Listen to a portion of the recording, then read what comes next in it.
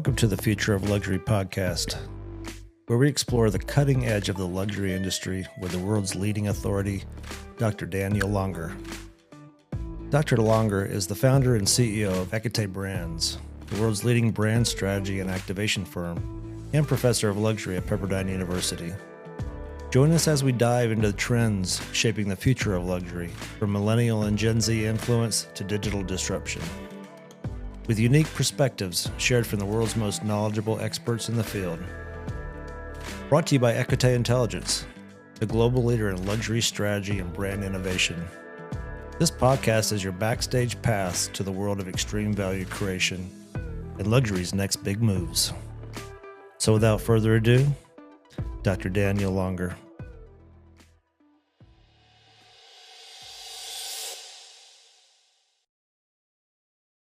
Thank you, Daniel, for being here. It's also a great pleasure from my side. I'm right now in Singapore. It's quite early here in Singapore. And I'm the founder and CEO of Inspify. We are a technology platform specialized for brand client communication in the luxury business. And helping brands elevating the client experience and elevating the way how they communicate with their customers through technology, online and offline in the stores. Yeah. And I think you are being very modest with that introduction, because I remember the very first time that we met, and when you were showing me the technology that you have developed and the immersiveness of that, and in a sense, the way how you are, in my words, really revolutionizing the way how brands can tell their story, whether this is on a digital platform or whether this is in the storefront or in a physical space, but then using digital technology. But for me, what was really striking was how immersive everything is, how tangible everything is, and how inspiring it also feels. So maybe tell us a little bit about, how important storytelling is and how you got to the idea to create something that the world has never seen before when it comes to visualization. The storytelling was always the key element of Inspify, right? When we started the company, I was thinking about, let's start a different way. When I created the company, I had one of the problem. I was coming to Singapore, and Singapore is all about shopping, it's all about luxury. So we went through multiple malls, went through the stores, and I was one of the stores at Marina Bay Sands. I wanted a pair of black shoes, but the sales advisor there was doing a good job. But when you see a luxury brand, you expect more as a consumer, right? So I was coming then to a point how we can at the end help a brand to communicate a story to a customer in the store and online, right? And when we speak about luxury, it's so important that the heritage, the quality, and all these attributes that shape luxury are communicated in the right way, right? And so it's about emotion, it's about engagements, right? And when you speak about the Inspify platform, right, it was always our drive and vision to deliver the highest quality when you present the products to a customer or when you tell the story, right? And when you come to our platform, we are quite leading the way from an online experience. And online experience, I mean, today a lot of brands have these websites which is 2D. I say always, it's like Jeff Bezos selling books, and these websites have been very, very good when it comes to fast transactional communication, right? But over the couple of years, you as a brand or business, you can do much, much more when you communicate with your customers, right? Especially when you think about luxury, right? It is product driven. It's about how a product is seen, how you can engage with a product in the physical store. You can play around with the product. You can touch, feel, and smell it when it comes to fragrance or cosmetic side. But when you think about the pair of shoes, a bag, fashion, and you have videos which are very static, you have the pack shots which are very static. And this was the time where we want to transform the way how you as a brand can communicate your new collection to the customer. And this is where we really come from a way where we use the latest technologies running on the web browser and presenting products in a very, very immersive way. And what we have also seen over the last couple of years is, for consumer, it's less important to walk through a virtual world, right? Online still means fast, right? You want to have fast access to the information. You want to have a high quality as a consumer.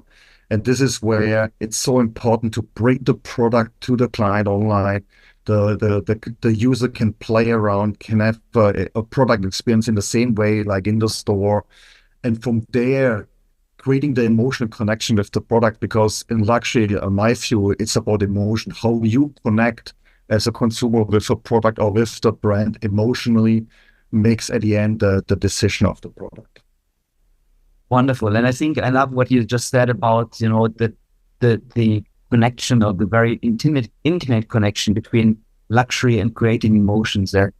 I think this was what really fascinated me when we had, our first conversation, and of course, in a lot of subsequent conversations, and also some of the joint projects that we are doing now, is how much you can unlock those emotions. And, and even in a way that, of course, you go in the store and there's the product. So we can maybe argue traditionally it's already sufficient because the customer is there and the customer can see and touch, feel, smell the product, and so on, get a feel for the materials. But what I realized also through your technology, that, for example, I had the opportunity to see live in a watch store in Zurich relatively recently. And what I loved about it is that, now I can see the watch in front of me, the real watch, but the person in the store is able to, scan the watch, and then on the screen, basically the watch comes to life. I can almost zoom into it. I can see the mechanics, I can see everything that is inside. And that for me was something that I had never experienced before. So to me, I think also one of the emotional touch points, or the emotional points, is to create experiences that customers never saw before. And I would be quite curious just to understand a little bit how you do that. So what are kind of how do you create those ideas to tell those stories in such an immersive way, and in a way that has never been done before? No, it's a very good example, right? And the physical store is a special place where a brand has a touch point with their customers, right? In luxury, it's very important that you don't make a digital show inside the store, right? Normally, when I think about luxury, and this is when I speak with my brand partners, is a customer comes in, you want to at the end slow down, de-digitize the experience, right? But on the other side, you have a lot of opportunity when you do it right and you infuse digital elements, right? We are still with many brands in a phase where you have a digital screen, there's a video playing 24/7, and at the end, nobody's looking at this video wall or video thing. So for me, when I think about a physical store or the boutique, it's a great opportunity to bring to the product or bring digital experiences to a customer very seamless and discreet. This is so important, right? So in a watch brand, for example, what you mean, what you have explained is, you want to bring your customer near to the watch, to touch it, feel it, and experience the watch, right? Because but on the other side, a watch is a very complicated element, right? A lot of the selling arguments or unique value propositions are in a very detailed, and only looking on the watch is very difficult to see, right? So bringing now the physical product, which is the star in the boutique, together with a side actor, which is a digital interactive element, seamless integrated, can make the difference. And from my view, based on two main elements. On one side, you have people in your boutique, they walk around. Not everybody wants to have immediately a conversation with a sales advisor. They want to see alone, so they can self-discover the physical products in a boutique, but have like a virtual discrete salesperson or ambassador there that explains the product in detail. And on the watch side or on the fashion side or in different industry, can be cosmetic, right? Watch is quite interesting. You can explode the watch, you can explain the movements, the complication, all the stuff in a very interactive way. But it's so important that, on my perspective, that you not draw the visitor away from the product, because a lot of brands start doing things. I have an iPad on the side, but you as a brand or as a marketer, you want to bring the person near to the product and infuse these digital elements. And this is where a lot of brands have huge opportunities in this boutique to create this emotional connection, create this engagement on the next level. And the technologies are today there to do it, but it's very important. We speak about luxury, it's slowing down, it's creating a warm, welcoming experience there, and not like a Alibaba website, right? This is so, quality is so important to have this to the customer, that he feels supported, feels at the end, oh, now I understand the thing and I can see it. And again, emotional connection is so important. Mm. I like what you said about, supporting the customer. So in a sense, it's using digital to create maybe a more human experience, and to bring the human closer to the product and, even immerse into the product. One thing that I would be curious to know is, and we discussed this many times, is I assume, because storytelling is so important, and we also know from, not only the research we do on our end, in the day-to-day analyzing categories or category audits or so, a lot of brands today have some issues in their own storytelling. So very often they have a story, but as we often discuss, the story maybe is a little bit too vague. It's well meant, but unfortunately competitors also tell a relatively similar story. And when brands tell a story about, let's say, like what you find still in very often about craftsmanship, about quality, about materials, their competitors also talk about craftsmanship, quality, and materials. And then the other competitor also talks about those three things. So I can assume that in your day-to-day, when you now have to create these immersive stories, that when you are in a situation where the brands that approach you, maybe in some cases, don't have a story that is yet, fully there, where a lot of elements are there, but in the end, the differentiation is not there. I can imagine this is probably something that could be quite limiting in terms of how to create the atmosphere and how to create then something very unique in store. No, absolutely right.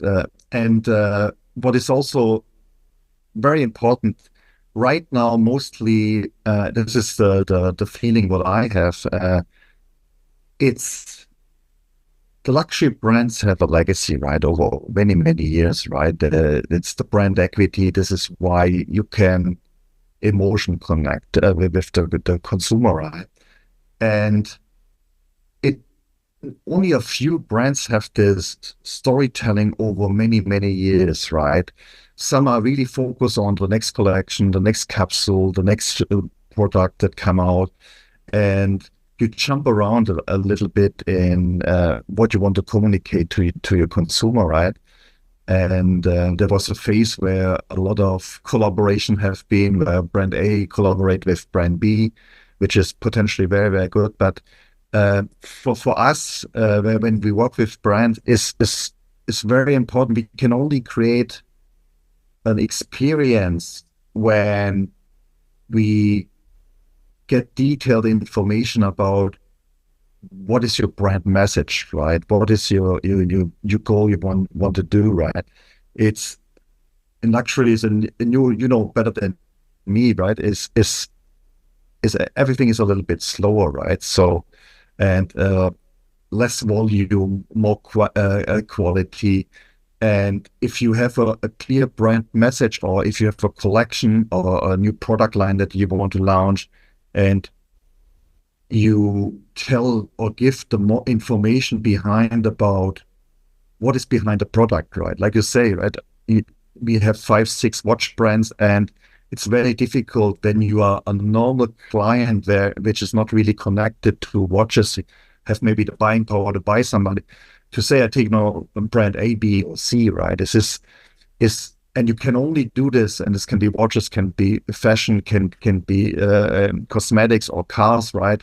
Cars is also a special case there. Is how me as a consumer, I connect emotion with the brand, right? I have a nice story with a very, very good friend. He told me why he has chosen one of the watch brand. This was a very simple story, but it was at the end opening my eyes, right? His little son was always talking about the moon and traveling to the moon, and there's one of the brands that is very good in these kind of things. So he bought the watch because of the story of his son, that he loves the space, moon, and all this traveling. Why? Because in a later age, he can give this watch to his son, and they have a connection, right? And this is what I mean with emotion connection. Many talk about emotion connection, right? But it's really, that's a point where a customer really connects with the brand. I won't buy now this part of watch specific because I want to give it to my son in 15 or 20 years because I know he loves the moon, right? And this is something, when you create this kind of emotional connection with your consumer, you can really make the difference as a brand. You can stand out from all the others, right? Which when you reduce the small elements, many of the brands are looking the same for the people, right? And for us as a technology platform that is focusing and empowering brands and this emotion, delivering this emotional message and more connecting emotionally with the customer, is so important to get enough information and also support from a brand where we can then deliver against this kind of vision of the brand, of this messaging of the brand. Right? We're taking a quick break from this podcast with a short message of our sponsor, Equity Intelligence. The luxury market is changing faster than ever before. Hyper competition is in practically every category, and customers' expectations are at all-time high. So there is no room for complacency. And this is why we created Equity Intelligence. It's an innovative training platform that allows you to redefine success in luxury. It's created both for individuals and for companies, and it provides profound insights from the psychology of luxury customers into how to manage brands in a more profound way, and also how to create customer experiences. We also analyze trends, we analyze things that work extremely well, and we also look into pitfalls so that you can avoid those. Join Equity Intelligence today. And now let's get back to our podcast. But before we go back, I also want to encourage you to share the podcast with your colleagues or with everyone that is interested in luxury. Thank you so much, and let's enjoy the rest of the show. I think in my opinion, you're absolutely right here. This is probably the most important, and it's always striking how many brands today are still not telling their story in a very consistent way. And somehow it makes sense, because if we go just a few years back, we say maybe 3, 4, 5 years back, we were in a time that was first much less digital. We didn't have yet such an importance of social media platforms between the customer and the client. And we also had much less competition in many categories. So, and then, you go back another 5 years and another 5 years, and all of a sudden, you see markets that have been far not yet so developed as they are today. And so very often, when we see that brands have deficits in brand storytelling, it's not that they have missed now something dramatic. It's just that their brand stories were often built in a time where it was sufficient to say, like what I said before, my quality is better than yours, because it was tangible. In today's world, you can hardly see it from a client perspective which brand actually is really better than others. The quality level in so many ways has come closer and closer to each other. And frankly, I always like to say, in luxury in today's world, everyone expects the best from every brand. I don't care whether I buy brand A, B, C, and whether this is a car, a bag, a new pair of shoes or a suit. If I decide to go to a specific brand, and this brand is now, let's say, a premium or luxury brand, I simply expect exceptional quality.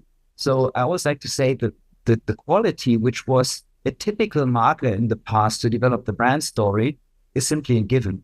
And I had a conversation this morning, for example, with a brand that I found quite fascinating, where we talked about the brand story, and they were saying that internally, yes, there is a story, but the story also is perceived differently by different people. And so now, for example, in marketing, maybe there's one perception of the story, and then in sales, there's another perception of the story, and in customer service is another one. And so now, if we now think about now multiplying this, because now you are not only speaking internally about the sales teams, but now you speak about a boutique. And let's say one boutique may be in Tokyo, another boutique in Singapore, and there's another boutique in Hong Kong, maybe one in Dubai, one in Paris, one in New York City, one in Los Angeles, one in Sao Paulo. So now you have basically, first of all, we all know in every place in the world, people behave a little bit differently, norms are a bit differently, maybe some places people tend to be a little bit maybe more muted with their emotions, and other places they're a little bit more outgoing with this. And so now we have within an organization at the top already a kind of diverse view on what the story actually is. And now you take this at scale into different stores, and then we can just imagine that almost each person who now transmits the story and puts their own angle into this, that something that could be very, very clear on a PowerPoint presentation suddenly starts to get completely blurry in the eyes of the customer when the customer comes in.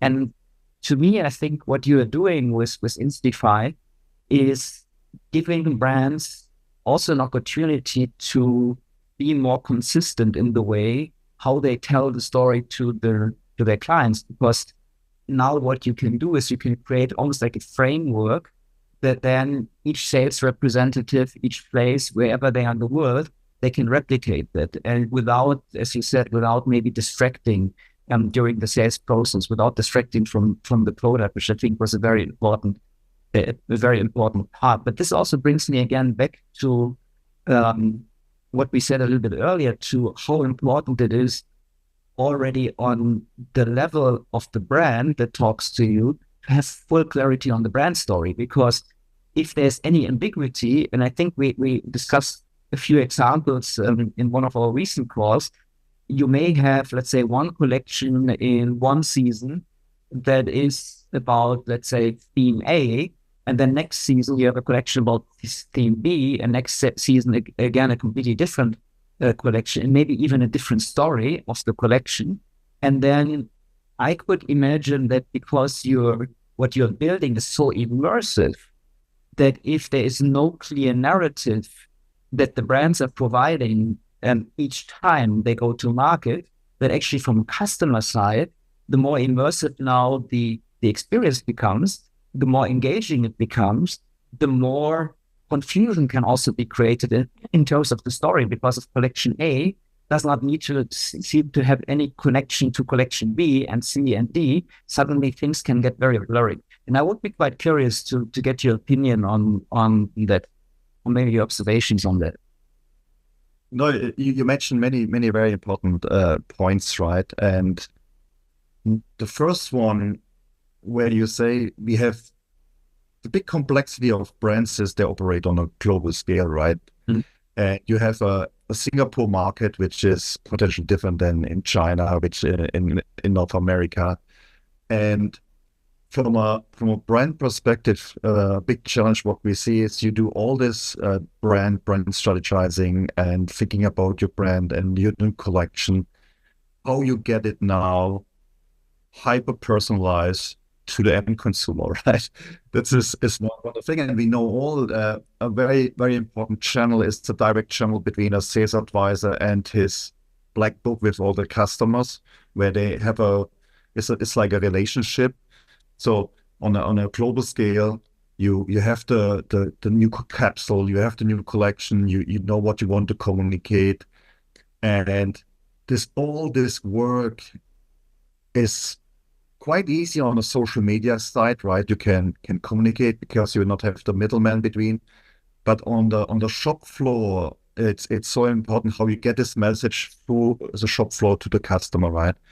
And there are good salespeople, there are normal salespeople, and there are not so good salespeople. But from a communication side, you want to always have a clear message, a high quality message to your customer. We still see that sales advisor, then it comes a new bag or a new pair of shoe, making a WhatsApp picture or a message picture and send it to the customer, right? This is not a luxury experience, right? So where we from Inspify, we see it's about hyper personalization.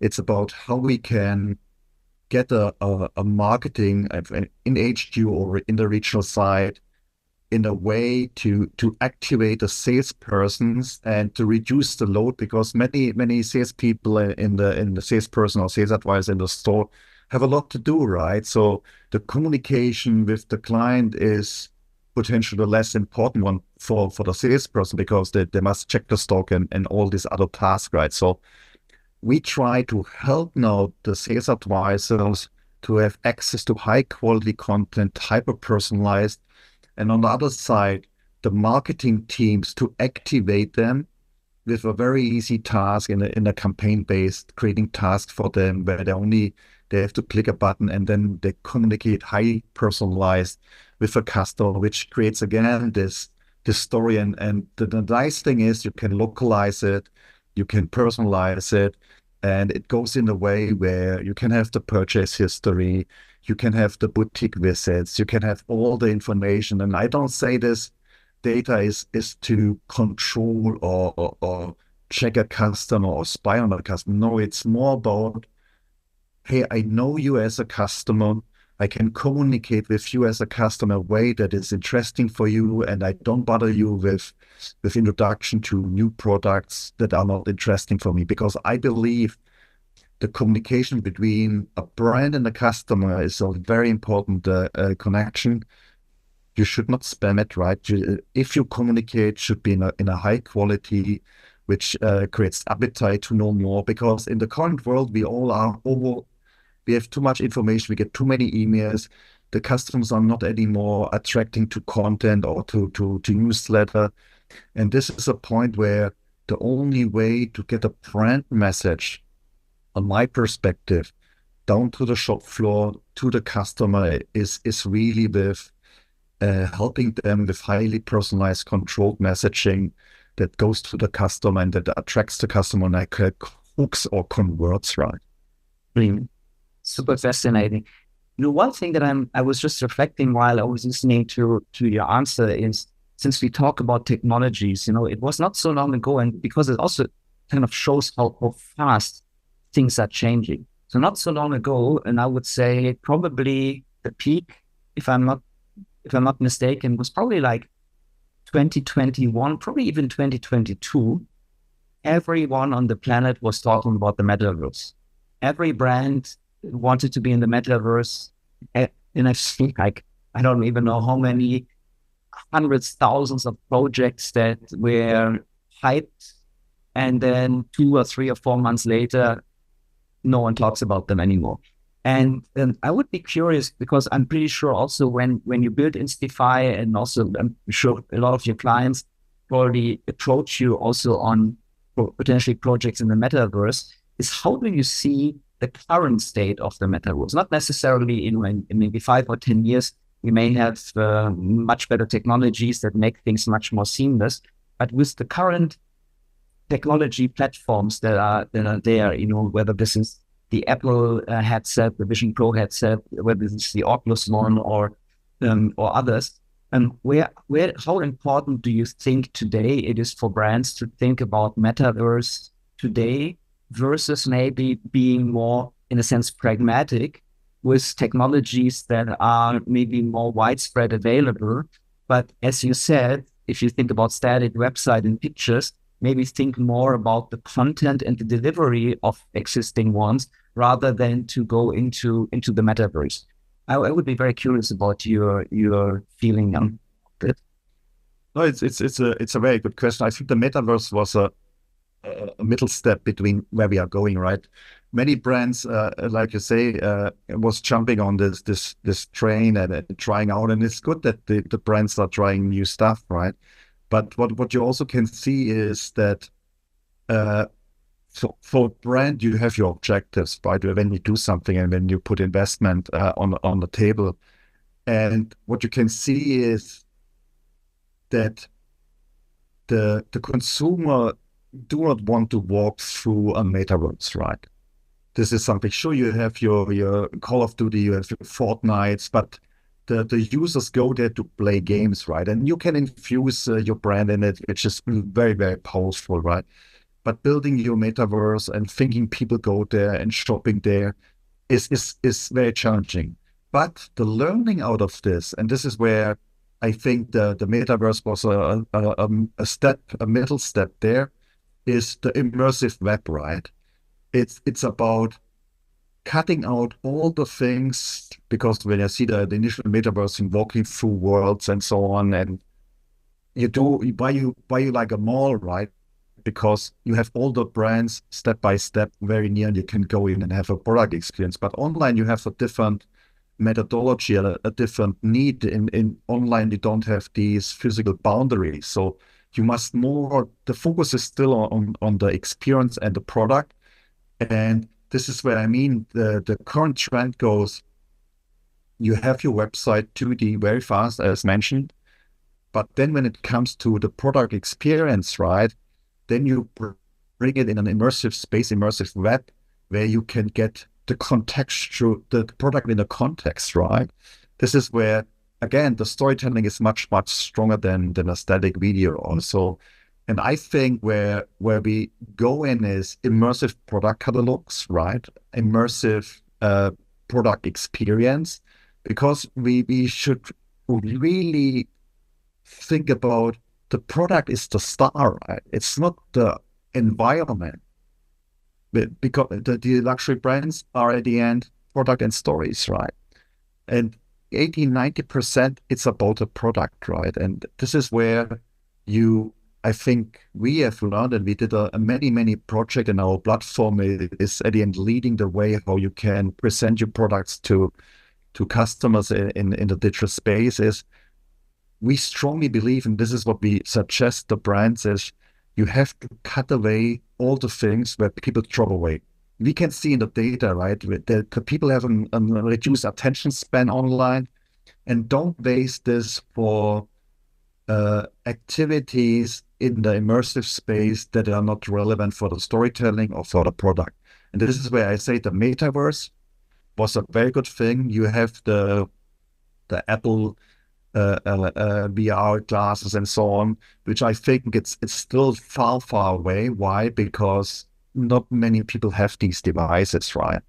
And it takes so the current phase is really having your digital website, having your fast transactional thing, and then when you want to dive into the product itself, you give this immersive experience, or when you communicate with your customers, you give them immersive elements where they can interact with the product and know more about the specification and put the products in a context that it attracts.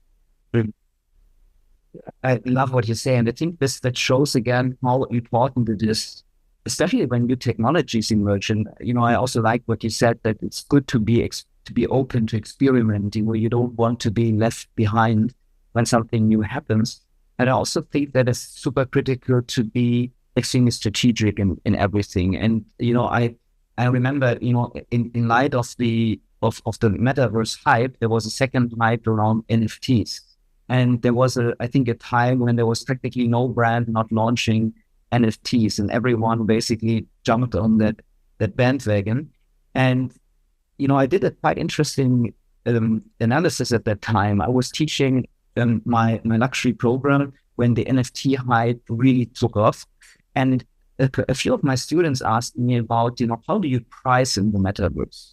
And, how do you price a digital product? Can a digital product be priced in the same way as a physical product, and so on? And, my initial reflex was to say, fundamentally, as long as you can build a similar community in a digital world and in the physical world, the principles of pricing should be the same. But then, we made an experiment and started to really, look very, very closely into the say NFTs, how they are traded, and found, okay, most of them are traded in an auction platform. And so suddenly you have different rules than buying a normal product, because an auction has very significant psychological effects that, have to do, and would go not too long to go into the detail, but they have to do a lot with what we call virtual ownership. You think you have something because you're the highest bidder. So virtually you own the product and someone else bids for it. Now they own the product, and so on and so forth. And as humans, we don't like losses. So we start to want to overpay to get something back that we virtually already owned, although, the auction's still running, so we didn't really own it. And then you put the whole thing on steroids by now adding crypto to the mix and making, as many of the NFT platforms require, then pricing everything in crypto. And because we don't pay our day-to-days in crypto, we don't have really, within a cryptocurrency, at least most people don't have a reference price point for things. So now you put an entire category on a psychological platform that in principle entices us to pay a little bit more than we would normally do, and then you take all the guardrails away and put it and make people pay in crypto, and suddenly it's clear that there had to be a burst of the bubble. The moment I understood the pricing of NFTs and the psychological effect of that, it was clear that this astronomical price points that we saw, the things that came on the market would not be sustainable in terms of value. And it comes back, why are they not sustainable? Because most of them had no story, because people were just, launching another ape here, another thing there. The car companies sold NFTs of their cars, pictures of the car, but everything started to get more of the same. And if something is more of the same, then it's not luxury anymore, then it's not special anymore, and there is no value because the story isn't. And it's sometimes interesting, and therefore I really like what you said about, on one hand, experimentation, but we also have to be so incredibly strategic to think things through, and not to just do things because the competitors also are doing it and that someone else also is doing it, but to really think what makes sense for a brand, and also to always ask, is there a story? And is the story that we are telling, is it differentiating? Does it create value? Is it enticing? Does it create desirability? So I just thought this is interesting that, as you said, even maybe into this is why I also wanted to elaborate a little bit on the metaverse. Because, again, 2 years ago, 3 years ago, there was no one that didn't talk about it. No one didn't do a project. And still there are a few projects, but most of them kind of fell flat. And now in this context, right now, let's say the hype now moved from the metaverse into artificial intelligence at the moment, not only in luxury, but in practically every product category. And I know that also in Inspify, you're using a lot of AI somewhere within the experience. So I would be curious how you see maybe AI, the role of AI now for luxury brands today. How would you also recommend luxury brands to think about AI? And how do you think AI is going to be critical also for the success of luxury brands, maybe not only, let's say, today as we speak, but in 5 years and 10 years. So where do you see AI today and tomorrow for luxury brands? For us as a technology platform, we see it on the two different aspects. On one side, how we build our platform, right? And in this process, we use AI very heavily, and I restructured the whole organization that we are AI driven and AI first, right? Because you increase the quality, you increase time to market, which is super, super important, right? When we speak about our brand partners, right, and what we want to give it, I think it breaks down in our case to hyper-personalization at scale, right? It's personalization. It's so difficult because you have, on my perspective, in our environment, two aspects is the story and it's the visuals, right? And when we look back a couple of years, or maybe 1 or 2 years only, when the first release of AI came out, you have copywriters, you have marketing teams that think about the texting, which was okay from a broadcasting perspective, right? So you make one message that fits for most of the people. But I think AI will have the biggest impact in personalization. It's in how you communicate, how you, and you said it before very well, right? I think the biggest complexity between the years 2000, 2010 and now is the depth, right? It means as a brand, it was 20 years ago was enough if you say quality, right? But now everybody has access to all information instantly. So this message is not strong enough anymore because you can now look under the hood, right? What is really behind the brand, right? So it's very important for a brand to go deeper in the storytelling, and deeper on my perspective is more personalized, more tailored, because consumer A understands the message different than B, maybe because of the different markets, countries, social and interest. And it's so important to get the attention is personalization. That's what I mean is how the brand speaks to me, how my salesperson speaks to me, how the new collection is introduced to me from a texting and visual side. And there's a very, very great example online from Carvana. It's a car dealer in the US where they have created highly personalized videos to all their customers. And I think this is the way where we will develop, and AI enables us to do this, to create content that is personalized to one person. This is at the end the goal, right? So you have your segmentation. This was a nice conversation what we had some time back about segmentation, right? Yeah. You have years back, you have segmentation with customer groups with very, very big. And it goes at the end in a way where you go on a highly personalized one-person segmentation, you communicate personalized, and you are able to bring your brand message there, right?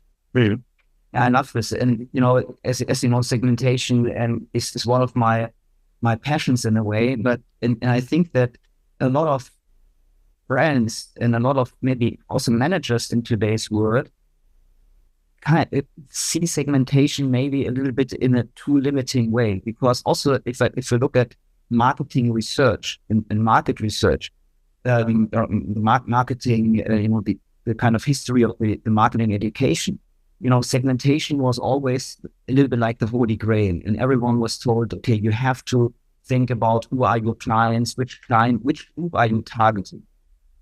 And, I remember, I think this was one of the things that we shared in that conversation.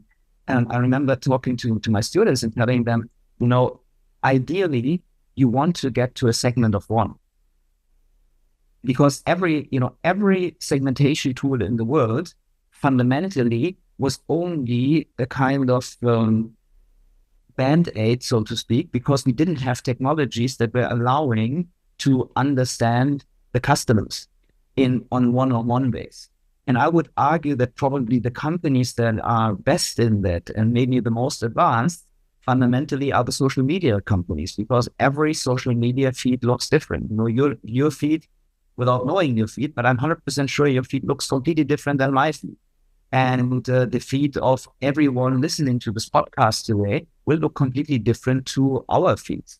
And so we have already certain industries, so to speak, that are already at a point where they have a segmentation of one, where they can go to one person, can create a kind of persona of the person, let's call it an hypothesis about, their dreams, their aspirations, and then they can also start predicting things. They can see behavioral changes and then compare behavioral changes even at a very slight level that maybe even the person does not realize. The algorithm can already realize and say, wait a minute, this person suddenly looks at this. Okay, maybe 6 months down the road, they could be interested in that product and then on that brand. And 6 months down the road, they get an advertising.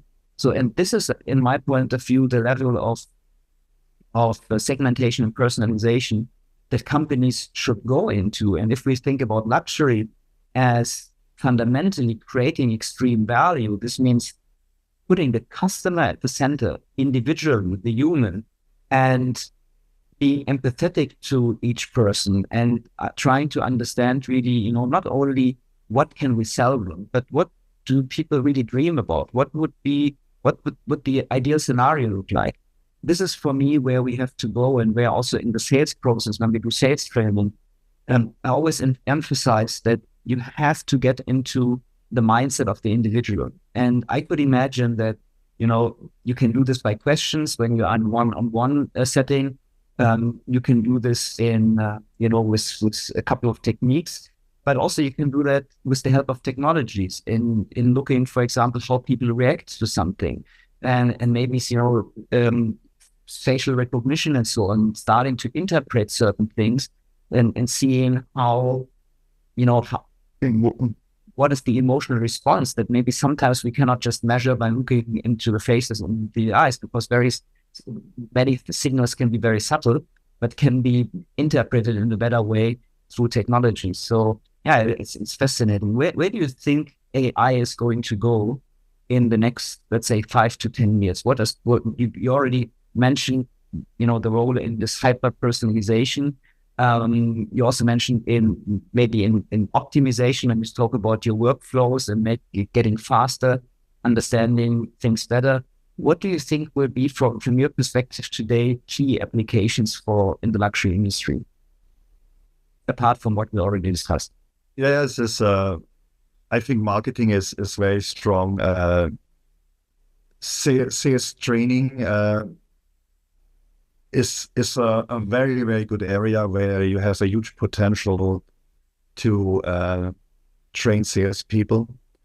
And then I think about combining, you called it metaverse, immersive. When we think about sales training, right, and you are more deeper than me, and right, the sales advisors are a very crucial element in luxury today and in 10 and 20 years, right? I remember some years back, everybody was saying, oh, the boutiques will go away, right? Things getting online.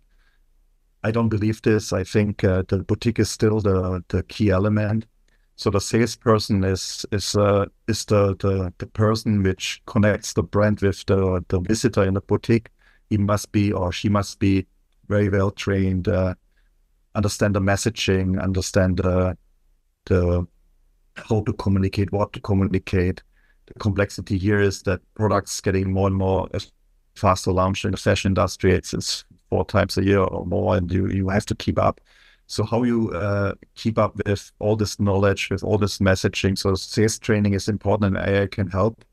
And when I think about sales training, I envision like a sandbox where potentially you as a brand, you fill the AI engine with all the vision, the mission, the communication, the strategy, the storytelling, and a salesperson can really, by self and without be embarrassed if doing something wrong, train themselves. I think if it comes about AI in the future, I think training of salesperson is very important. I think that more and more we will go, when you go on a website, instead of having only a chat that interacts with somebody, you go in a way where you have a meta-human that understands the storyline, that is really able to talk with a customer like a human. And again, comes about scale. AI is for me all about scale. Be able to have a human touch in a meta-human on a scale that where brands safely and securely can activate and put between the brand and the customer, because there are not a lot of room or failure, right? Because as a brand, if you put AI between, and it's where we are right now, which is one of a big problem. If you generate images, if you generate videos, it can get very, very wrong with an AI engine today, right? Also from a messaging. So this is why you have potentially people between, right? But in 5 to 10 years, you can have your AI model that understands the story, that understands all the values, where you can really safely put between the customer without a human oversight, right? And then you can at the end start to scale where an online experience has at the end an avatar, not an avatar like you and me, we talk now, right? This is, you don't see a difference anymore. And this is where I think the way will go, right? And then you have from a storytelling and communication perspective, so much power, because the AI engine is doing exactly what you want in the way you want it. And again, personalized. It's not only the language, it's really the storytelling and the dialect, how you talk with them, so that my customer that talks with this AI engine feels warm, feels understood, and feels welcome. Wonderful. I have one last question, Thorsten, and this I like to always close with that question: is where do you see the future of luxury? So what are the one or two aspects, if you had to, like in 1 or 2 or 3 sentences, kind of summarize where the future of luxury is going for me? What will be key aspects, key elements? What will be the important things for brands to look in and to take care of? I think one of the key element is, and I'm in this business now many, many years, right, is speed, right? Luxury, I think luxury has to evolve to be faster in adapting, right? When you come from a startup world, right, and one of the famous things from Bezos and all these guys that are very successful, fail fast, right? Zuckerberg. I think you have to balance between fail fast and don't lose your brand equity. This is the big problem. But the adoption speed, and you say something very, very nice before, and this is, I see it as a problem, right? Many brands, brand A is doing it, so we do the same, right, with a little different flavor, right? I think the two things where I would suggest is being more open for change, is specific on the digital side, right? And the second thing is, don't replicate always the things others are doing, right? So this, and the third thing is, this is maybe my German DNA, is be more honest to the data you see, right? And make the decision on what data you see, right? And not because everybody else is doing it, it must be good, right? So I think these are the 3 points. The key point is be faster in transitioning into the new world, right? Because if you're not doing it, you will be behind, right? And competition will pass you and will take your market share, right? Yeah, wonderful. Thorsten, thank you so much for being with us today. This was super enlightening. It's unbelievable what you guys are doing at Inspify, and it's really an honor to, work very closely with you and, working together on projects where on one hand we are working on the optimizing the story, and on your end to bring the story more to life in a very immersive way. It's always a pleasure, and I'm 100% certain that this is an episode that was very enlightening also for many of the viewers and of the listeners. So thank you so much for joining us today. Thank you so much, Daniel. It was great speaking with you like always, and enjoy the time. And looking forward to get more project up and running together with you. Thanks, Daniel. Thank you.